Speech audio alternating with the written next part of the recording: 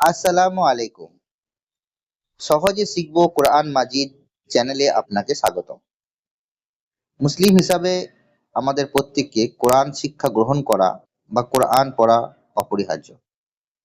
কিন্তু আমরা অনেকেই কোরআন পড়তে পারি না। আপনার বয়স কম হোক বা বেশি, আপনি আমার সাথে থেকে কোরআন শিখতে পারেন অতি সহজে। আমি খুব সহজভাবে আপনাদের শেখাবো কোরআন পড়া। তাই আর দেরি না করে আজই শুরু করুন নুরানি কায়দা থেকে। মনের মধ্যে দৃঢ় নিয়ত করুন, মানে সংকল্প করুন, আপনাকে আল্লাহর বাণী পড়তেই হবে। শয়তান আমাদের প্রকাশ্য শত্রু। আপনি যখন চাইছেন কোরআন পড়তে, কোরআন শিখতে, শয়তান আপনাকে ভুলিয়ে রাখতে চাইবে। আপনাকে দৃঢ় সংকল্প নিয়ে চলতে হবে। আর আপনি যাতে ভুলে না যান এবং নিয়মিত শিখতে পারেন, তার জন্য এই সহজ যে শিখবো কোরআন মাজিদ চ্যানেলটিকে সাবস্ক্রাইব করে বেল আইকন অন করে রাখুন। আগামী 6 মাস আমার সাথে থাকুন, ইনশাল্লাহ আপনি কোরআন পড়া শিখে যাবেন। তাহলে শুরু করা যাক। নুরআনি ফায়দা, যার অনুবাদ নুরানি কায়দা। বিশুদ্ধ রূপে কোরআন শিক্ষা, কোরআন শরীফ শিক্ষা এবং শিক্ষাদানের এক অতুলনীয় তোহফা এই নুরানি ফায়দা। আমার কাছে এর থেকে ভালো কোরআন শিক্ষার ক্ষেত্রে বই আমি আর দেখিনি। সহি শুদ্ধভাবে কোরআন পড়তে গেলে সত্যিই এই বইটি এক অতুলনীয় তোহফা। অনুবাদে নুরানি কায়দা। এখানে আপনারা অনুবাদকের নাম দেখতে পাচ্ছেন। তাছাড়া আপনারা এই পৃষ্ঠাগুলো পড়ে নিতে পারেন। আর একটা কথা,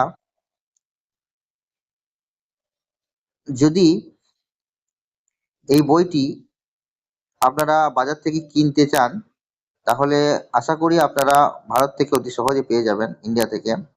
কিন্তু বাংলাদেশ থেকে হয়তো নাও পেতে পারেন এই বইটি, আমি জানি না। তবে যদি বাংলাদেশ থেকে এই বইটি না পান, বা আপনারা যদি এই বইটি নাই পান, ভারত হোক বা বাংলাদেশ, তাহলে এই বইটির অ্যাপসের লিঙ্ক আমি ডেসক্রিপশনে দিয়ে দেবো, আপনারা ডাউনলোড করে নেবেন। তো আরবি ভাষায় মোট 29টি বর্ণ আছে, যা আরবি শিক্ষার মূল বুনিয়াদ বা ভিত্তি।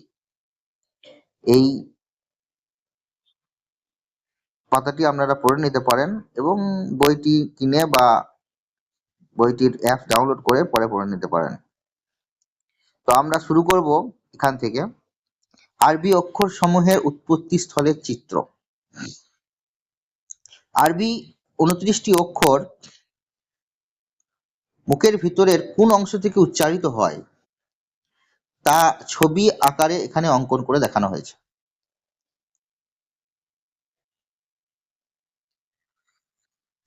এই উচ্চারণকে বলা হয় মাখরাজ। এই মাখরাজ বা উচ্চারণ আপনার সহি হতে হবে, শুদ্ধ হতে হবে। আর যদি এটি সহি এবং শুদ্ধ না হয়, তাহলে আপনার শুদ্ধভাবে কোরআন পড়া হবে না। তাই শুদ্ধভাবে কোরআন পড়তে গেলে এটা খুবই গুরুত্বপূর্ণ একটা বিষয় যে আপনাকে মাখরাজ বা উচ্চারণ সহি করতে হবে। তো এই পৃষ্ঠায় দেখানো হয়েছে আরবির ভাষায় 29টি অক্ষরের উচ্চারণের উৎপত্তিস্থল বা মাখরাজ। এবং পরের পৃষ্ঠায় এখানে 29টি অক্ষরে 18টি মাখরাজ আছে। 1 নম্বর মাখরাজ, 2 নম্বর মাখরাজ, এইভাবে। এবং এখানে লেখা আছে মাখরাজগুলি আমাদের মুখমণ্ডলের ভেতরের কোথা থেকে উচ্চারিত হয়, এবং এই লেখার সাথে সাথে এখানে ছবি দিয়ে বোঝানো হয়েছে। তো আমরা আজকে 5 নম্বর মাখরাজ পর্যন্ত পড়ব, বুঝবো এবং উচ্চারণ করব, এবং এটা আমরা সবসময় চেষ্টা করব যেন আমরা খুব সহজে এবং তাড়াতাড়ি সঠিকভাবে উচ্চারণ করতে পারি। তো 1 নম্বর মাখরাজ, হালাক বা কণ্ঠনালীর শুরু হতে উচ্চারিত হয়। হালাকের বা কণ্ঠনালীর শুরু হতে উচ্চারিত হয়, মানে আমাদের গলার সবার নিচের অংশ, অর্থাৎ আমাদের বুক থেকে কিছুটা উপরে যেখানে গলা শুরু হয়েছে সেখান থেকে উচ্চারিত হয় হামজা হা, হামজা হা, হামজা হা। এটা হচ্ছে হালাকের বা কণ্ঠনালীর শুরু হতে উচ্চারিত, অর্থাৎ আমাদের বুক থেকে কিছুটা উপরে যেখানে গলা শুরু হয়েছে সেখান থেকে। এটা 1 নম্বর মাখরাজ। 2 নম্বর মাখরাজ, হালাক বা কণ্ঠনালীর মাঝখান থেকে উচ্চারিত হয়, অর্থাৎ আমাদের গলার মাঝখান থেকে উচ্চারিত হয়। আরো সহজভাবে বলতে গেলে যেখান থেকে হামজা হা উচ্চারিত হয় তার উপর থেকে, অর্থাৎ গলার মাঝখান থেকে উচ্চারিত হয়। গলার মাঝখান থেকে উচ্চারিত হয় আইন হা, আইন হা, আইন হা, আইন হা। এটা উচ্চারিত হয় আইন আর হা গলার মাঝখান থেকে, হালাক বা কণ্ঠনালীর মাঝখান থেকে। 3 নম্বর মাখরাজ, হালাক বা কণ্ঠনালীর শেষ ভাগ থেকে উচ্চারিত হয়, অর্থাৎ মুখের দিক থেকে দেখতে গেলে গলা যেখানে শুরু হয়েছে, অর্থাৎ আইন হা যেখান থেকে উচ্চারিত হয় তার উপর থেকে উচ্চারিত হয় হালাক বা কণ্ঠনালীর শেষ ভাগ থেকে, এটা উচ্চারিত হয় গয়েন খ, গয়েন খ, গয়েন খ। এটি উচ্চারিত হয় আমাদের গলা মুখমণ্ডল থেকে দেখতে গেলে, মুখের দিক থেকে দেখতে গেলে যেখানে গলা শুরু হয়েছে সেখান থেকে উচ্চারিত হয় গয়েন খ, আর বুকের দিক থেকে দেখতে গেলে গলা যেখানে শেষ হয়েছে সেখান থেকে উচ্চারিত হয় গয়েন খ। 4 নম্বর মাখরাজ, জিভের গোড়া, জিভের গোড়া, আমাদের জিভের গোড়া মানে ভেতরের অংশ, জিভের গোড়া বলতে জিভের ভেতরের অংশ, যেখানে